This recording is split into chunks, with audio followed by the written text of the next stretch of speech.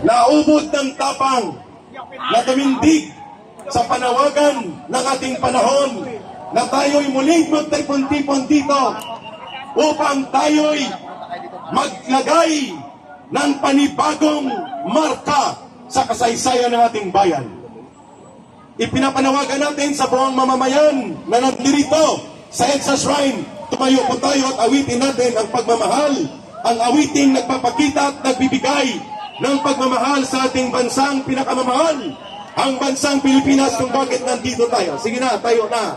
Mga kapatid, please. Everybody, sumama po tayo upang tayo po ay magkaroon ng panimulan pagbibigay ng ilaw habang inaawit natin ang Pilipinas kung mahal. Ready ang mga cellphone dahil wala tayong nakahanda ngayon ng mga kandila upang simulan ang isang koordinado at isang pagtitipon ng candle lighting. Sabay-sabay nating buksan ang ilaw sa cellphone natin, ang flashlight. Please, everybody, ang lahat ng mga cellphone, pakitayo po ang lahat.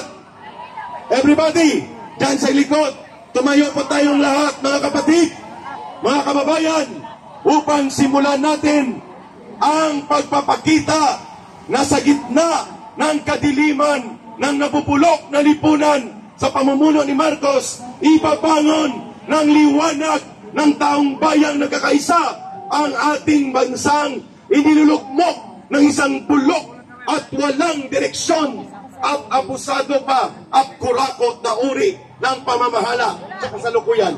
Pailawin po ang ating mga cellphone at hindi naman po ito exclusive sa mga taga-kaliwa o taga-CPP, NPA, NDF. Ang awiting ito, sabay-sabay nating awitin muna ang Pilipinas kung mahal na may damdamin ng pagkikipagkaisa. Sabi nila, mga bayaran daw tayo at subo ng mga Duterte. Nagkamali sila. Tayo ay hindi mga bayaran, kundi mga maniningil. Naniningil tayo ng utang ng inotel na gobyerno. Tayo ay maniningil kung bakit nandito tayo sa EDSA Shrine sa loob ng 3 araw na nakalipas, sapagkat tayo ay hindi lamang nanunumbat, naniningil tayo bilang totoong makapangyarihan sa isang lipunan sa taong bayan. Ang lahat na nasa paligid po na nakakarinig sa boses na ito na panawagan ni Ka Eric at ng sambayanan ay pailawin ng cellphone at madamdamin, samahan natin ang awiting ito. Ilan muna ang cellphone nyo at awitin natin isang awitin din na tatak at palatandaan na hindi na babalik pa. Huwag mo na yan. Mamaya ng disco. Libayan kung walang alipin at may kalayaan, ang bayan sinisiil, bukas ay babangon din, ang silangay pupula sa timyas ng paglaya. Go! Ibon mang may layang lumipat, kulungin mo at umiiyak. Bayan pa kayang saktan dilag, ang timag nasang makaalpas. Pilipinas ko minumutya, pugad ng luha at dalita. Amin at ita, makita kang saktan, laya. One more time.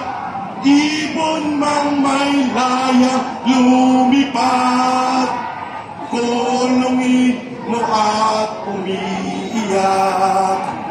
Kayang pa kayang sakal dilag, ang dimag nasang makaalpas.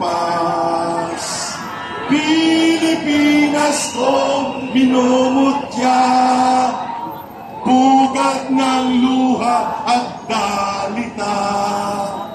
Aming akita, makita kang saktan, laya. Makita kang saktan, laya. Bayan, bayan, bayan ko. Hindi marinig sa ba? Bayan, bayan, bayan ko. Di patapos ang laban mo. Gobyernong manloloko. Labanan mo, itakwil mo. Mas mabilis at mas may damdamin. Bayan, bayan, bayan ko. Di patapos ang laban mo. Gobyerno ni Marcos na manloloko. Labanan mo, itakwil mo. Ang tao, ang bayan, hindi magagapi. Ang tao, ang bayan, hindi magagapi. Ang tao, ang bayan, hindi magagapi. Ang tao, ang bayan, hindi magagapi. The people united will never be defeated. The people united will never be defeated. The people united will never be defeated. Mabuhay ang nagkakaisang sambayan ng Pilipino. Pwede na po gumupo at patayin ang ilaw ng ating mga cellphone para tayo ay magpapatuloy sa daloy ng ating mga pagpapahayag. Pwede na po patayin ang mga ilaw sa cellphone natin. Sa araw na ito, may kumurap, may tumiklop. Uulitin po ni Kayanig. Sa araw na ito, may kumurap, may tumiklop. Ang pangalan niya, si Bongbong Inutil Marcos Jr. Tumiklop, kumurap.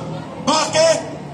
Hindi pa nga dumagsa at umagos ang daang libo at milyong-milyong Pilipino sa mga lansangan ng EDSA at mga lansangan ng Pilipinas, subalit na bahagang buntot, tumakbo at tumaripas ng pag-atras itong inutil at bulok at nagtatapan-tapanan na gobyernong inutil at walang direksyon na pinamumunuan ni Marcos Jr. Sabi niya, huwag nyo nang ituloy ang impeachment complaint na inyong inihahain dyan sa Kamara de Representante laban kay Sara Duterte dahil sabi niya, nagdagdag pa ang loko-loko at tarantadong presidente dahil hindi naman daw importante si Sara Duterte. Sabi niya, Sara Duterte is unimportant in the larger schemes of things. Pa-English pa ang kulukoy. Pa-English ka pa. Matuto kang mamuno ng tama at huwag mong idaan sa pa-English mo. Si Inday Sara Duterte daw ay hindi naman dapat pinapansin.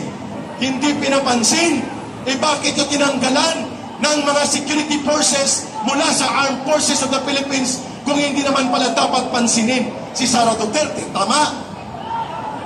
Bakit si Larry Pupugadon pinapadispar niya itong asong ulol ni Marcos na ang pangalan niya ay si Larry Pupugadon? Pinapadispar niya si Sara Duterte. O akala ko si Sara Duterte ay hindi dapat pansinin. Diba? Sabi niya si Sara Duterte hindi yan dapat pansinin. Sara Duterte is unimportant in the larger schemes of things. Pa-English pa. Correct. Kasi anong ibig sabihin yan? Nangatog ang tuhod ni Marcos Jr. sapagkat alam niya na kapag itinuloy ang bugos, illegal at mapanupil na pagpapa-impeach kay Sara Duterte ng mga kawatan at buhaya ng politiko sa Kongreso, ang taong bayan ay posibleng mag-alsa at magalagablak ang galit ng mamamayang Pilipino laban sa kanila.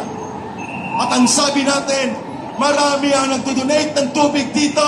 Iba't ibang brand, basta Galilee Water, okay na. Iba't ibang brand, pero Galilee Water talaga. Thank you, Pastor, sa inyong pagtulong dito at sa mga mabubuting loob ng mga kababayan natin. Thank you sa mga nagbigay ng tubig. Ano ulit ang sinasabi ni Ka Eric? Nangatog ang tuhod ni Marcos Jr. sapagkat alam niya na hahatulan siya ng paghuhukom ng nagnanggalit na mamayang Pilipino kapag itinuloy nila ang bugos at iligal na pagpapatanggal kay Sara Duterte sa pamamagitan ng maanomalya at palpak na impeachment complaint nila. Kaya, anong sagot natin kay Marcos? Lumalagablab na pagsigaw ng Boo! Layas Marcos! Boo! Layas Marcos! Boo! Layas Marcos! Boo! Layas Marcos! Boo! Layas Marcos! Boo! Layas Marcos! Boo! Layas Marcos! Akala niya palalagpasin ng mamamayan ang kanilang paglapastangan sa mga karapatan at demokratikong proseso ng ating bayan. Dahil yan ay mga sundalo, ang pwedeng mag-imbisiga dyan ay ang Armed Forces of the Philippines, Provo Marshal Services. May tinatawag sila ng Provo Marshal at may tinatawag na Court Martial.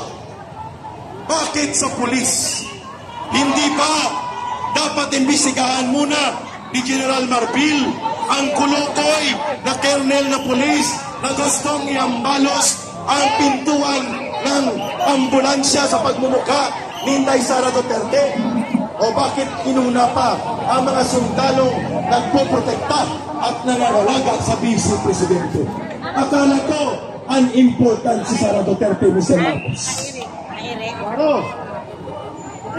Pangatlo na punto ni Ka Eric bago po ang iba pang magsasalita dito ngayong gabi.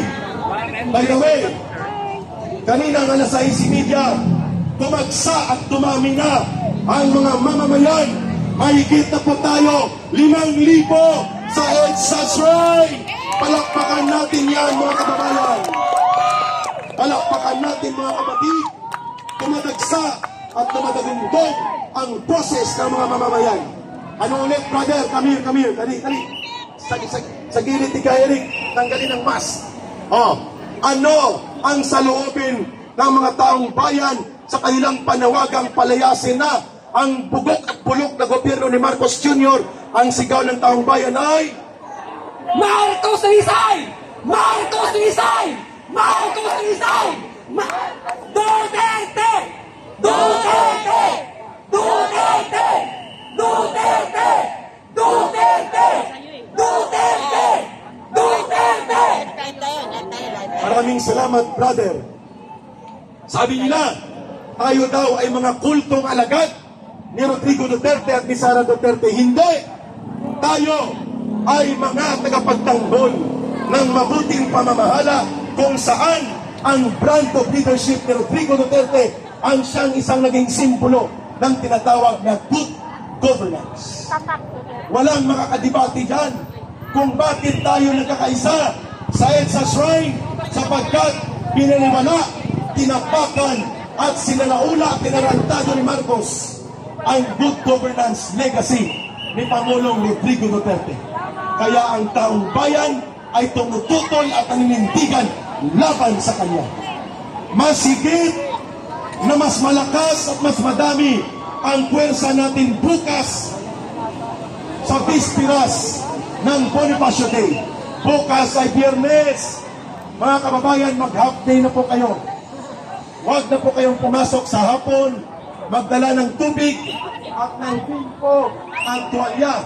At kung may bit-bit o baon na ice water at mga simpleng pandesal, pumunta na po o pandikoko, pumunta sa EDSA bukas, alauna pa lang. Dito na tayo magtipon-tipon sa EDSA Shrine at ating iguguhit muli ang kasaysayan ng pagtaloy ng dugo ng mga bayaning Pilipino dito sa EDSA. Ipapanawagan natin ang pagtatapos ng bulok at inutil ng gobyerno ni Marcos Jr. So bukas, bispiras po ng kapanganakan ng dakilang Andres Bonifacio na siyang nagsulat ng isang tula ng title, Aling Pag-ibig pa ang hihigit kaya sa pagkadalisay at pagkadakila kaya ng pag-ibig sa tinubuan ni lupa. So 29, half day na po kayo mga kababayan. Pagbuong Sabado, unti-unti na po tayong uusad patungo sa EDSA Shrine. At dito natin himay-himayin sa darating na Biyernes, wala nang uwian, pamorningan na! At dito, muling maglalagablot ang sigaw ng taong bayan, ang tao, ang bayan, hindi magagapi! Ang tao, ang bayan, hindi magagapi!